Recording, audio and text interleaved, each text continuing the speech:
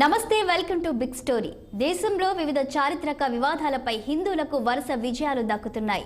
మొన్నటికి మొన్న మధురా మందిరం సెల్లర్లో పూజలు చేసుకునేందుకు అనుమతి వచ్చింది.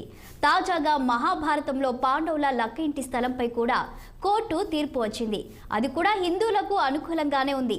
తీర్పులు ఎలా ఉన్నప్పటికీ దశాబ్దాలుగా నలిగిపోతున్న వివాదాలు ఓ కొలిక్కి రావడం కూడా దేశానికి మంచిదే.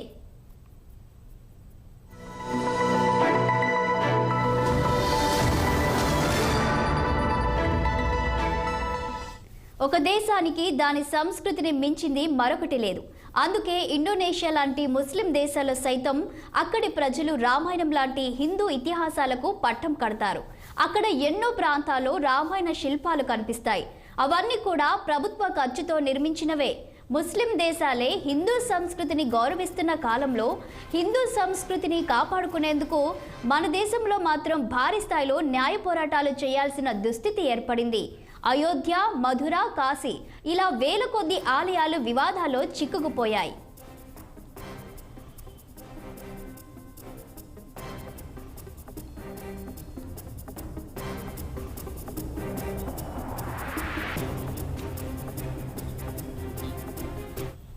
హిందువులకు చెందిన ఎన్నో ఆలయాలు కోర్టు వివాదాల్లో ఉన్నాయి.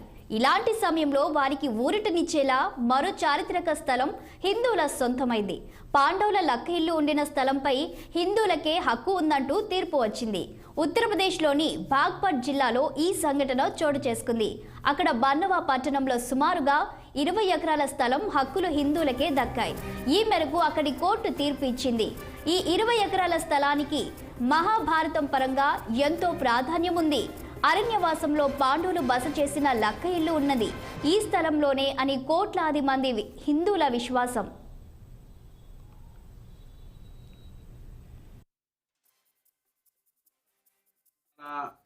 సుదీర్ఘ న్యాయ పోరాటం తర్వాత ఏదైతే ఉత్తరప్రదేశ్లోని బాగ్పట్ జిల్లా సివిల్ న్యాయస్థానం మహాభారత కాలంలో నిర్మించినటువంటి లక్క గృహం ఇది హిందువుల పక్షానిదే అని తీర్పు చెప్పడం, ముస్లిం పక్షం యొక్క అప్పీల్ను కొట్టివేయడం ఇది శుభ పరిణామం. దీన్ని స్వాగతిస్తూ ఉన్నాం. ముఖ్యంగా జిల్లా సివిల్ కోర్టు 1920లో ఆర్కియాలజీ సర్వే ఆఫ్ ఇండియా చేసినటువంటి సర్వే ఆధారంగా ప్రాథమిక సాక్ష్యాలుగా వాటన్నిటిని కూడా పరిగణించింది. ఆనాటి సర్వేలో ఖచ్చితంగా అది లక్క గృహం అని, మహాభారత కాలం నాడు నిర్మించినటువంటి ఆనవాళ్ళు ఉన్నాయని అనేక విషయాలు సర్వే రిపోర్ట్ లోపల ఉన్నాయి. లక్క ఇల్లు ఉన్న స్థలం 50 ఏళ్ల క్రితమే కోర్టు వివాదంలో చిక్కుకుపోయింది.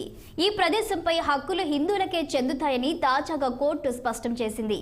ఆలయం పక్కనే మసీదు ఉండడం, ఆలయ శిథిలాలపై మసీదు నిర్మించడం లాంటిదే ఈ కేసు కూడా. లక్క ఇల్లు దిబ్బ మీద సూఫీ వర్గానికి చెందిన షేక్ బద్రుద్దీన్ సమాధి ఉంది. అంతేకాదు పరిసరాల్లోనే ముస్లిం శ్మశాన వాటిక కూడా ఉంది. దాంతో ఈ స్థలం తమదని, దానిపై హక్కులున్నాయని వక్ఫ్ బోర్డు భావించింది. హిందువులు ఆ శ్మశాన వాటికను ధ్వంసం చేసి పుణ్యక్షేత్రంగా మార్చే ప్రయత్నం చేస్తున్నారని ఆరోపించింది. శ్మశాన పర్యవేక్షణ అధికారి ముఖీం ఖాన్ మీరట్లోని సర్దానా కోర్టులో కేసు దాఖలు చేశారు. హిందువులు ఆ ప్రాంతంలో యాగాలు చేస్తున్నారని అప్పట్లో ఆయన ఆరోపించారు.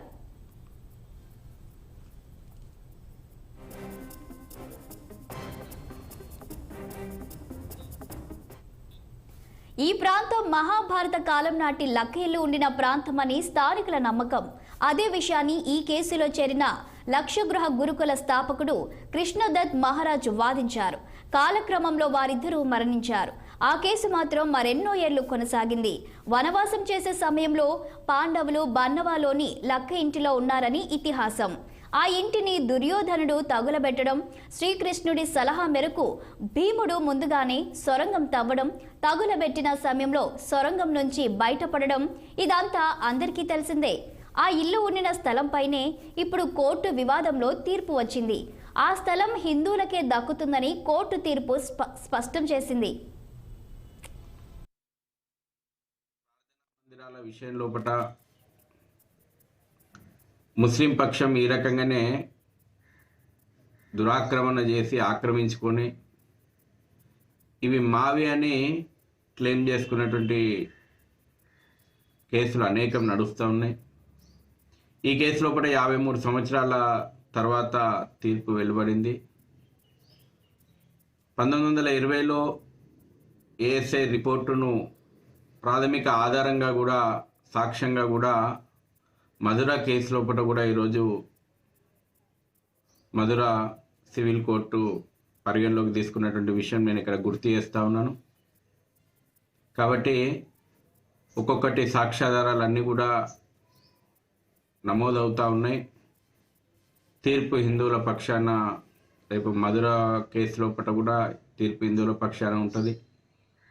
కాశీ జ్ఞానవాపి కేసులో కూడా తీర్పు, తుది తీర్పు హిందువుల పక్షాన ఉండబోతుందనడానికి ఈరోజు వచ్చినటువంటి ఈ జడ్జిమెంటు మనం ఆధారంగా మాట్లాడవచ్చు. మహాభారతంతో ముడిపడి ఉన్న ఈ స్థలం ప్రాచీన నాగరికతలకు కూడా నిలయంగా ఉంది. ఇక్కడ జరిగిన తవ్వకాల్లో ఆనాటి విశేషాలెన్నో బయటపడ్డాయి. అవన్నీ వేల ఏళ్ల నాటివని హిందూ నాగరికతకు ఆనవాళ్ళని హిందువులు వాదిస్తున్నారు. సమాధులు ఎక్కడైనా కట్టుకోవచ్చు, శ్మశానాలు ఎక్కడైనా ఏర్పాటు చేసుకోవచ్చు. ప్రాచీన కాలపు ఆనవాళ్ళను మాత్రం మరో చోట తయారు చేసుకోలేం. వాటిని అవి ఉన్న చోటనే భద్రపరచుకోవాల్సి ఉంటుంది. ఆధునిక కాలపు సమాధుల కన్నా ప్రాచీన నాగరికత ఆనవాళ్లకు ఉండే విలువ ఎక్కువ. ఈ అంశాన్ని గ్రహించి ఉంటే వక్ఫ్ బోర్డ్ ఏనాడో కేసు ఉపసంహరించుకుని ఉండేది. అలా కాకుండా హిందువుల మనోభావాలను గౌరవించకుండా మూర్ఖంగా వ్యవహరించింది. దేశ చరిత్రకు సంబంధించిన అంశాన్ని రెండు మతాల మధ్య వివాదంగా భావించింది. దాంతో ఈ కేసు ఏళ్ల తరబడి కొనసాగుతూ వచ్చింది.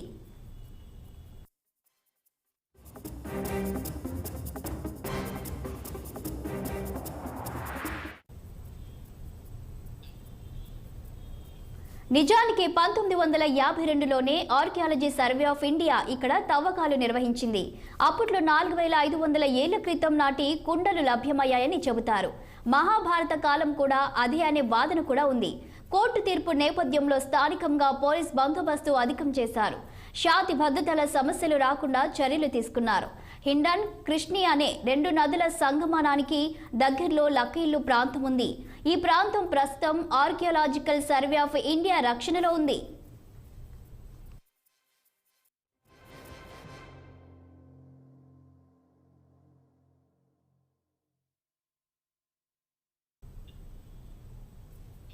ఈ కేసులో హిందువుల తరపున రణవీర్ సింగ్ తోమర్ వాదించారు.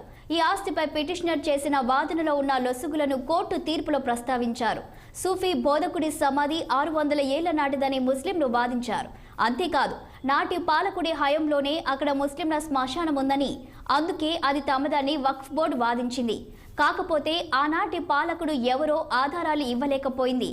అంతేకాదు, శ్మశానం గురించి ప్రభుత్వ రికార్డుల్లో కూడా ఏమీ లేదు.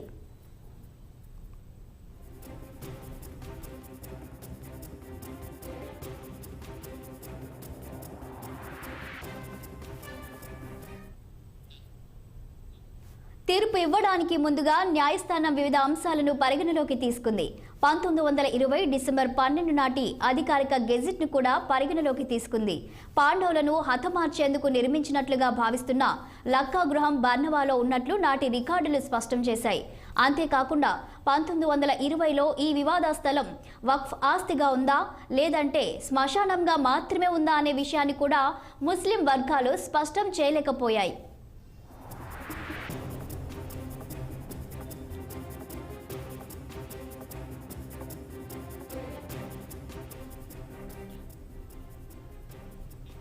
కోర్టు తీర్పు హిందువులకు అనుకూలంగా రావడం కేసు వేసిన ముస్లింలకు నచ్చలేదు. మేం కేసు ఓడిపోయిన మాట నిజమే, కానీ మేం తప్పకుండా పైకోర్టుకు వెళ్తామని ఈ కేసు వాదించిన న్యాయవాది షాహిద్ అలీ అన్నారు. ఇక్కడి చరిత్రకారుల వాదన కూడా హిందువులకు అనుకూలంగానే ఉంది.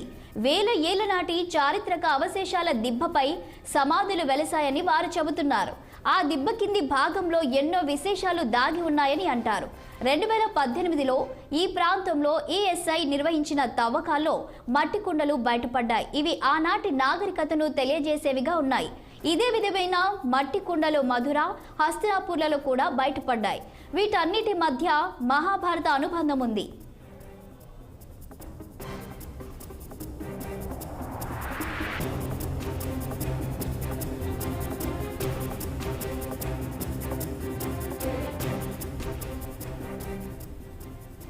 ఇక్కడ ఆస్తిదాయక అంశం మరొకటి కూడా ఉంది. కురుక్షేత్ర యుద్ధాన్ని తప్పించేందుకు సంధి ప్రయత్నాలు జరిగాయి. ఆ సమయంలో పాండవులు తమకు 5 ఊర్లు ఇచ్చినా సరే అన్నారు. వారు కోరుకున్న 5 ఊర్లలో బన్నవద్ కూడా ఒకటి. లక్కీలు ఉండింది కూడా అక్కడే. అదే నేటి బన్నవ పట్టణం. ఆనాడు 5 ఊర్లు ఇచ్చేందుకు నిరాకరించిన కౌరవులు చేతుల తమ వినాశనాన్ని కొని తెచ్చుకున్నారు. ఇతిహాసం అంటేనే చరిత్ర. మహాభారతం నిజంగా జరిగిందా లేదా అనే అంశాన్ని పక్కన పెట్టినా భారతీయ సంస్కృతితో ముడిపడిన ప్రాచీన కాలపు ఆలయాలు, ప్రాంతాలను కాపాడుకోవడం మన జాతి బాధ్యత. ఈ బాధ్యత నెరవేర్చుకునేందుకు కోర్టు తీర్పులు అవసరం కావడం బాధాకరమైన అంశం.